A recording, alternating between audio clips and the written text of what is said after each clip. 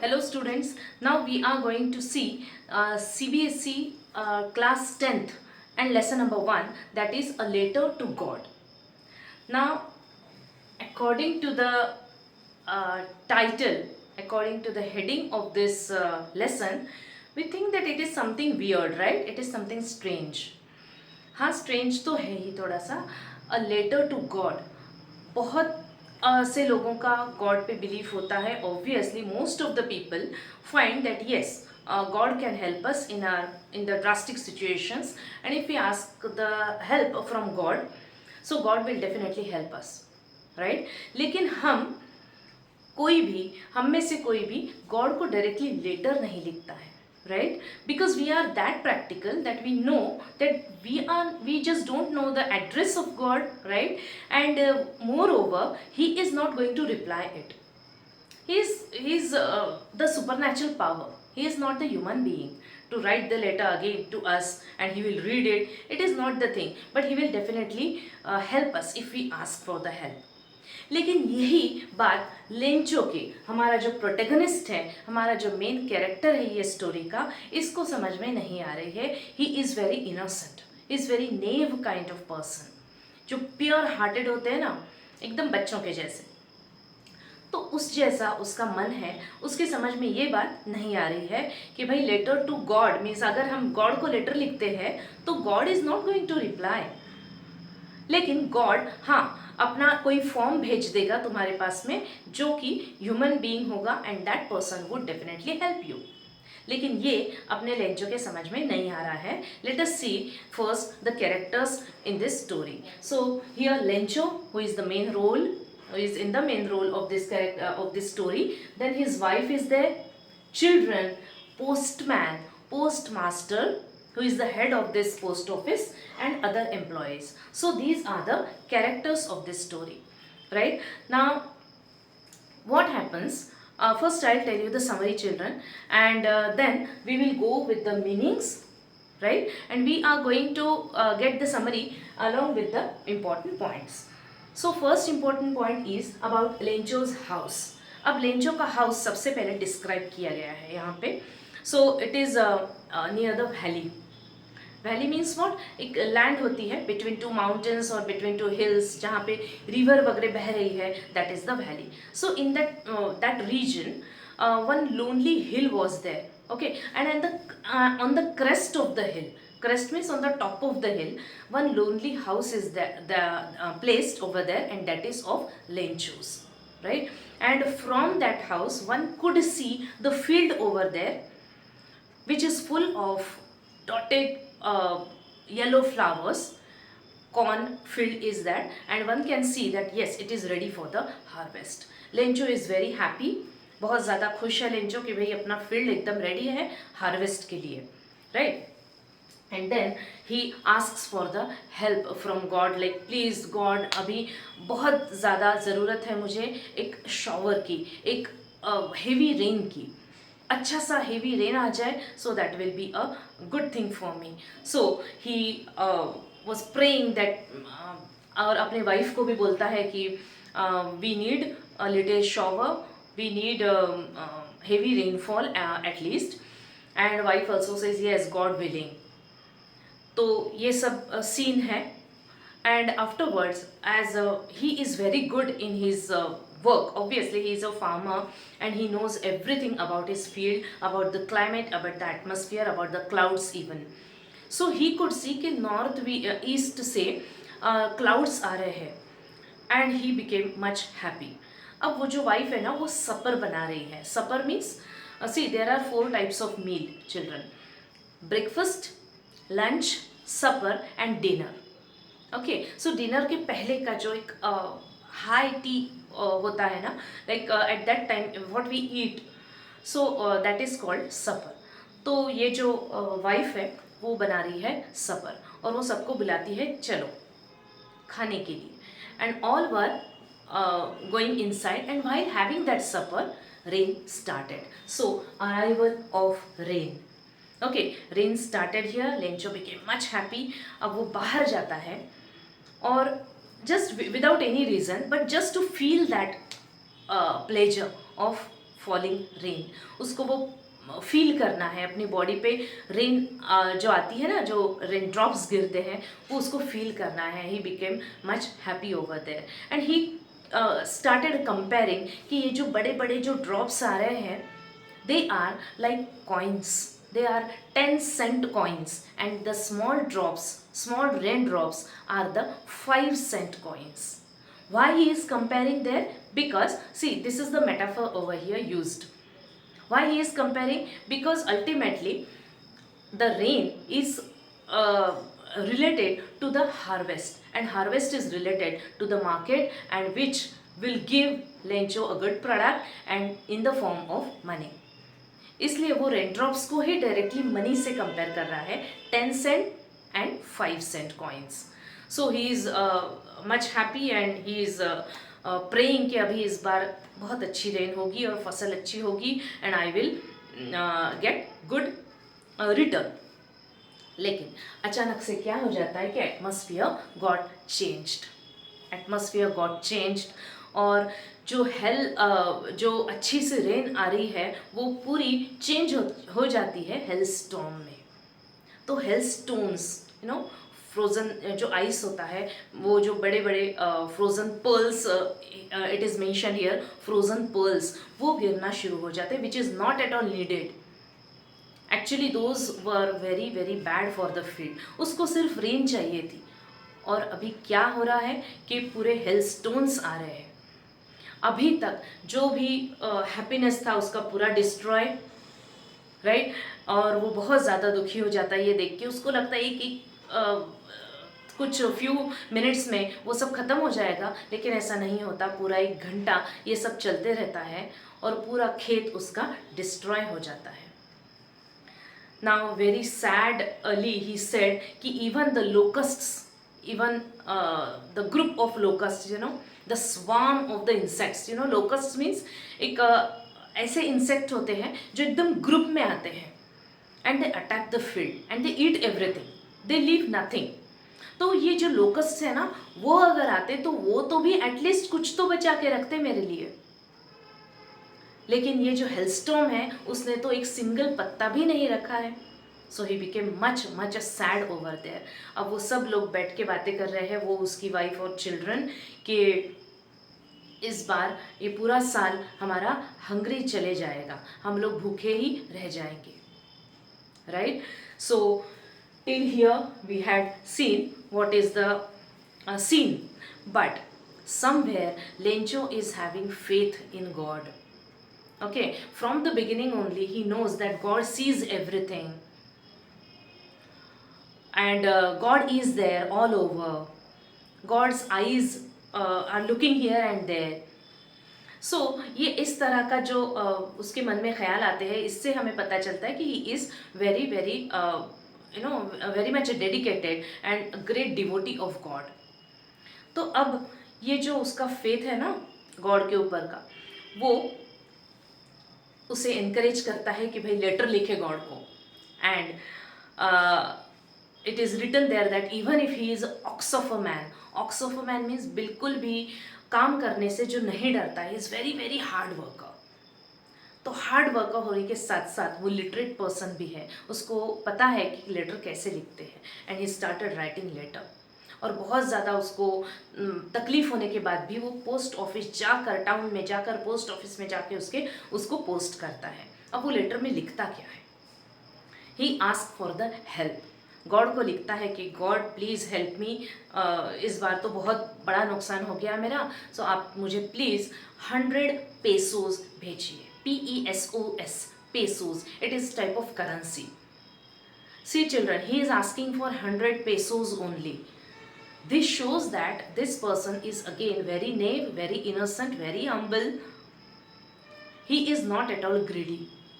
Selfish और greedy type का person ये नहीं है. अगर इसको अकॉर्डिंग टू हिम कि मैंने अगर लेटर लिखा है गॉड को तो गॉड मुझे डेफिनेटली हेल्प करेगा, तो ये और भी कुछ मांग सकता था गॉड को, लेकिन वो कुछ ऐसा नहीं करता. उसके लिए आज जितनी ज़रूरत है वो उतना ही मांगता है. And what he says, please send me 100 pesos. I want to re-sow my field. मैं फिर से फील्ड में सो करूँगा. तो मुझे प्लीज़ 100 pesos भेज दीजिए. And he just writes letter to God. And obviously no one knows the address of God, so he just wrote from Lencho and to God. That's it. And he posted it. अब आता है next character अपना postman. When he sees that he laughed heartily. बहुत ज़्यादा broke out laughing. बहुत ज़्यादा हंसी आ जाती है उसको. No, when you laugh suddenly, that is broke out laughing. बहुत ज़्यादा हंसते हैं वो लोग. And he went to the postmaster. Postmaster is the head of the post office. तो सब लोग and other employees all they were laughing looking at the letter कि देखो कैसा पर्सन है, इसने डायरेक्टली गॉड को ही लेटर लिख दिया. But at that time post master said, I wish I had such a deep faith in God. काश मेरा भी इतना इनोसेंस होता, मुझ में भी इतना इनोसेंस होता. काश मैं भी इतना नेव होता. काश मेरा भी इतना ज़्यादा यकीन होता गॉड पे. और वो एक अचानक से suddenly that post master became serious. क्यों सीरियस होता है? क्योंकि वो जानता है कहीं ना कहीं, भले ही ये लोग लेंचो को नहीं पहचानते हैं, बट दे न्यू कि लेंचो बहुत इनोसेंट है. तो उसका जो गॉड के ऊपर फेथ है ना, उसको हम शैटर नहीं करेंगे. Let us give him money by the name of God. तो वो सब डिसाइड करते हैं कि ठीक है, हम लोग कंट्रीब्यूशन करते हैं and we will collect the money and we will send it to Lencho. And then वो जब letter first of all what they felt कि भाई लेंचो ने ऐसा ही लेटर लिख दिया होगा गॉड को कि भाई तुम्हारा कैसा हालचाल है, मेरा ऐसा हालचाल है लाइकवाइज. लेकिन जब वो लेटर खोलते हैं तब उनको पता चलता है ना कि उसमें पैसे भी मांगे हैं. तो यहाँ पे ये वर्ड आता है goodwill. Goodwill means friendly behaviour. उनको ऐसा लगता है कि लेंचो के लिए आज पैसा देना, पैसा लेना कहीं से, पैसे का पूरा लोगों से कहीं ना कहीं से उसका कलेक्शन होना is much more important than the goodwill. उसको आज फ्रेंडली बिहेवियर की ज़रूरत नहीं है, उसको पैसे की ज़रूरत है. Right. And they decided to collect the money. लेकिन अनफॉर्चुनेटली वो पूरे लोग मिलजुल के भी 70 pesos they could collect. 100 pesos उनके नहीं हो पाते हैं. 30 remains. So what to do now? Fine, no problem. वो 70 pesos जो है वो एनवलप में डालते हैं और वहीं पे लेटर रख देते हैं, जैसे कि गॉड से वो लेटर आया है इस तरह से लेंचो को लगे. Right. And then even if they became that sad कि भाई नहीं, हमसे नहीं बन पाया इतना, 30 pesos हम नहीं कलेक्ट कर पाए उसके लिए, बट 70 हो गए हैं. फिर भी अपना पोस्ट मास्टर जो है he is having that resolution. पूरा डिटर्मिनेशन के साथ में पूरे पैसे वगैरह कलेक्ट करके अब लेटर में डाल दिए हैं. Okay. Now they were all waiting for Lencho. अब लेंचो के आने के बाद में दे वर थिंकिंग कि उसका एक्सप्रेशन क्या होगा. वो बहुत खुश हो जाएगा, बहुत सेटिस्फैक्शन उसके चेहरे पे दिखेगा and he would thank God. Indirectly he will thank us. So they were all thinking about. और सब लोग यही इंतज़ार में है कि लेंचो आए और बस वो चाहते हैं कि उसका एक्सप्रेशन वो देखे. Then again next Sunday Lencho comes there without having a slightest doubt in his mind कि मैंने तो जोश में लेटर लिख दिया गॉड को, लेकिन क्या गॉड मेरे लेटर को रिप्लाई देगा? He did not think about it. He knew it that yes, God is going to reply me. See, such kind of faith he was having. Not the slightest doubt. He asked that whether any letter is there for me.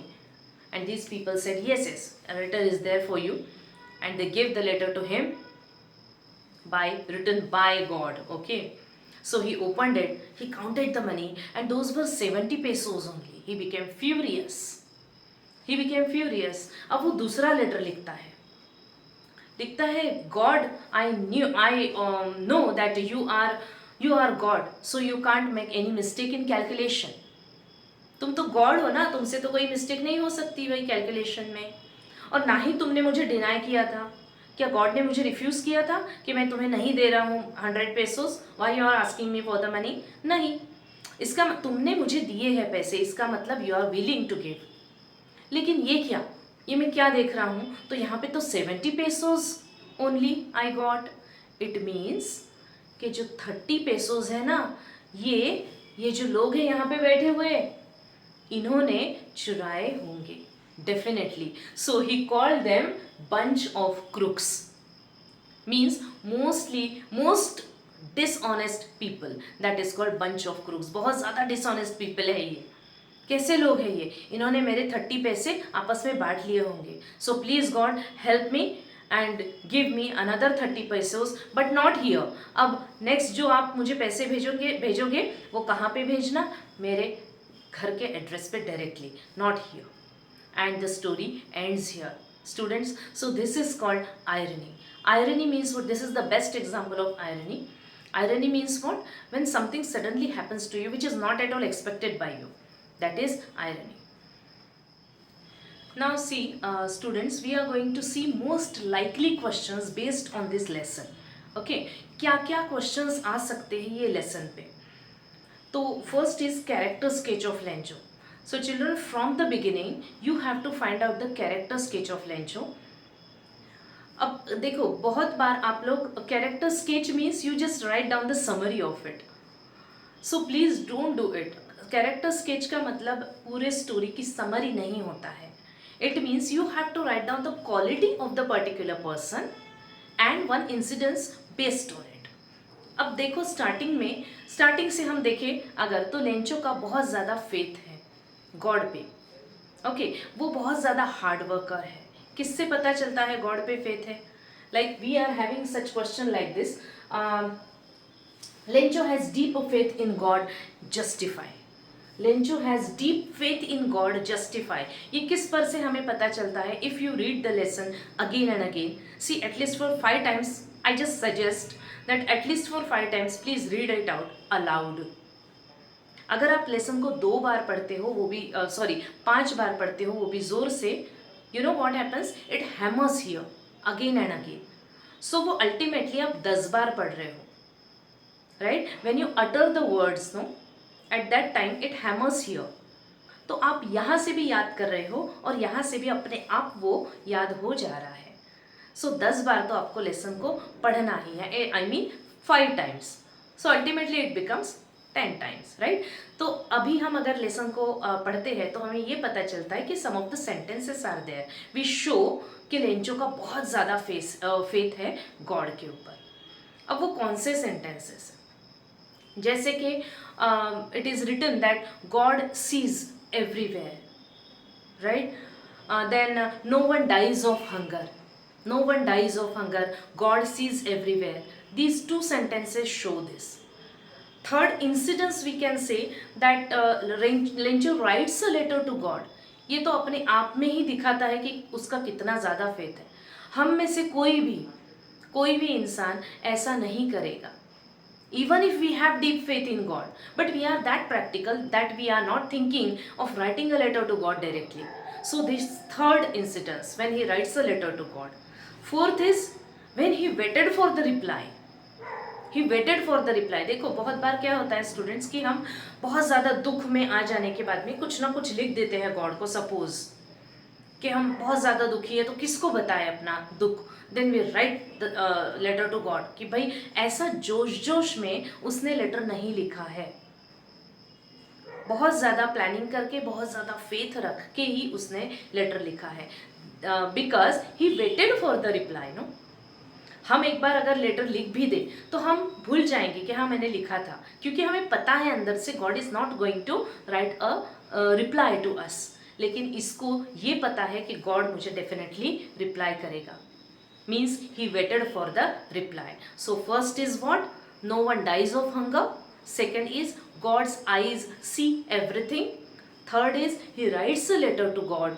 Fourth is he waited for the reply, and fifth is what? That when he got the reply, he was not at all surprised to see it. अब letter का reply आने के बाद में कोई भी shock होगा कि भाई गॉड मुझे लेटर कैसे लिख सकता है, लेकिन ये तो सरप्राइज भी नहीं हुआ। तो ये 5 चीज़ों से, these 5 things are very very important. इनसे हमें पता चलता है that Lencho has deep faith in God. So you have to write these things in the character sketch of Lencho, children, right? Ox of a man is again given there. Ox of a man मतलब वो बहुत ज़्यादा hard worker है ना, अपने field का बहुत उसको नॉलेज है. So he is knowledgeable person, he is hard worker, right? He is very naive, very innocent. He is not at all greedy, not at all selfish. He is thinking about his family, so he is not selfish. He is not greedy, he is not asking bungalow and much more money from God. He is just asking 100 pesos. So all these things you have to write down in the character sketch. So one, quality and incidence likewise. Okay, I didn't give that question here. I just told you orally कि character sketch में क्या लिखना होता है. Now see the questions here. Most likely questions I have given.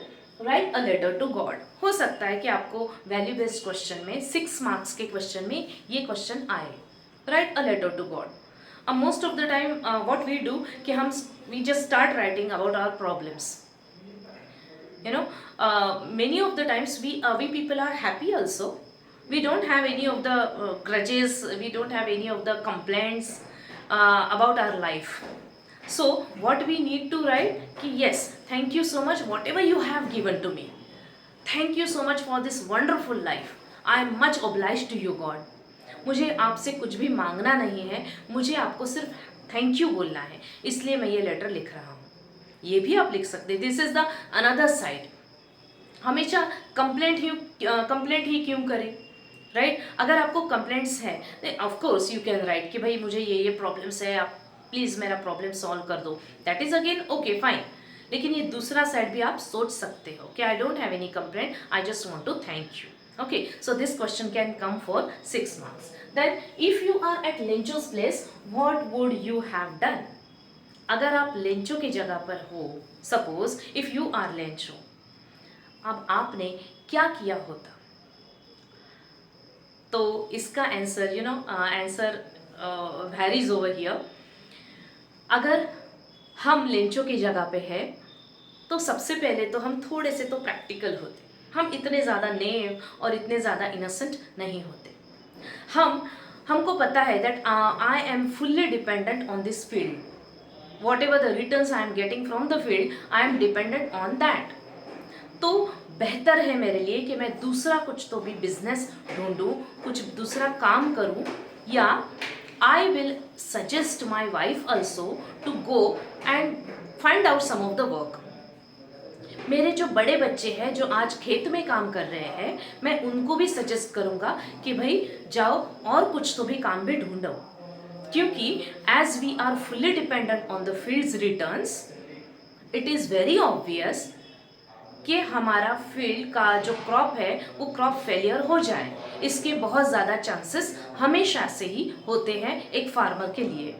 तो farmer के लिए ये काम होता है कि भाई वो कोई और काम ढूंढे साथ साथ. सो field is a main target for him to take care of the field. But if he is not getting anything from the field 1 year, then he has to get ready for the another job or another some kind of work that is kind of side business, right? So यहाँ पे अगर हम Lencho की जगह पर है, so we would have definitely done it.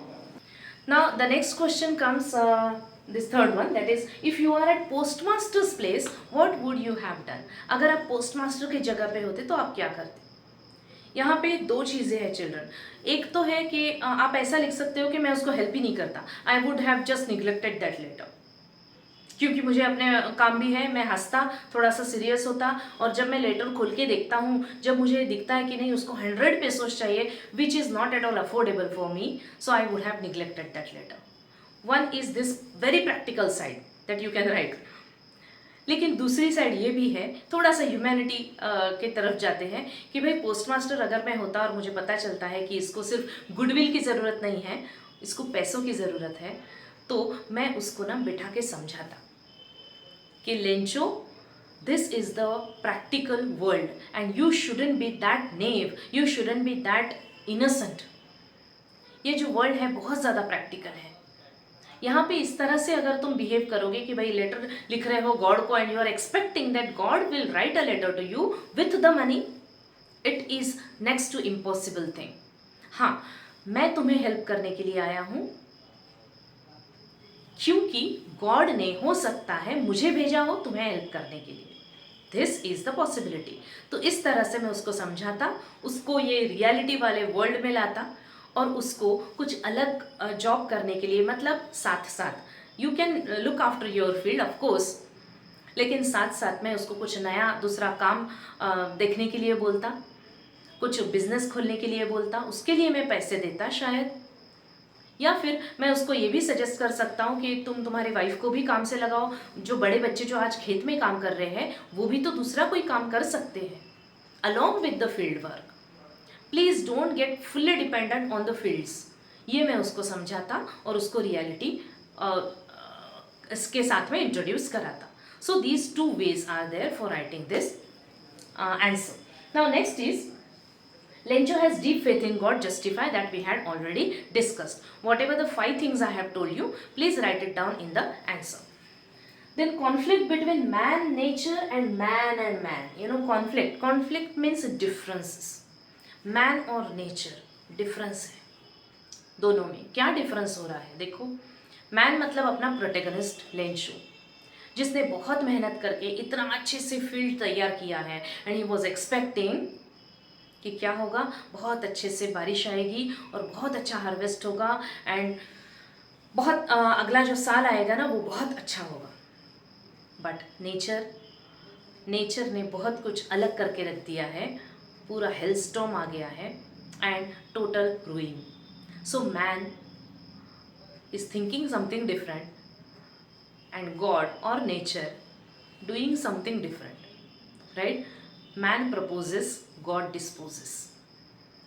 This is the conflict between man and nature. And what is the conflict between man and man? यहाँ पे हम ये लिख सकते हैं कि भाई लेंचो जो है वो एक्चुअली हम उसको you know we just call him naive, right? We just call him innocent, we just call him pure hearted.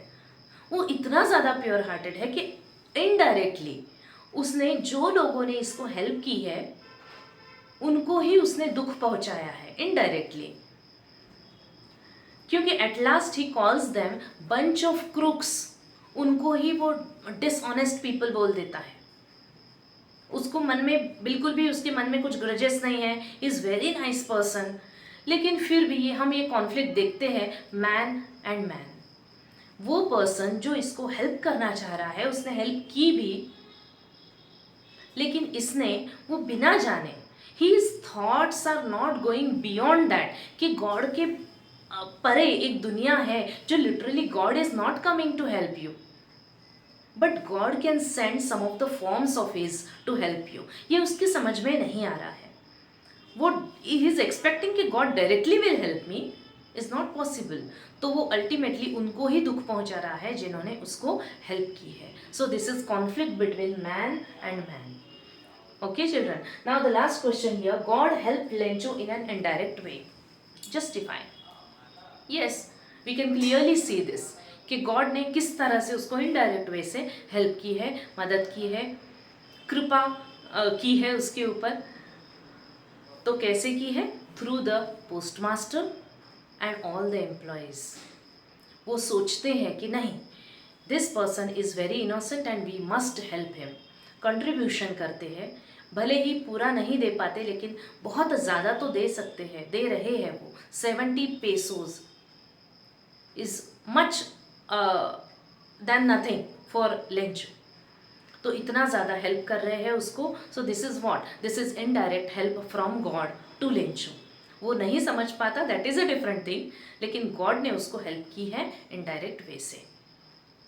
So these are the questions, most likely questions that can come to your board exams. So please write according to these answers which are told to you. Thank you so much.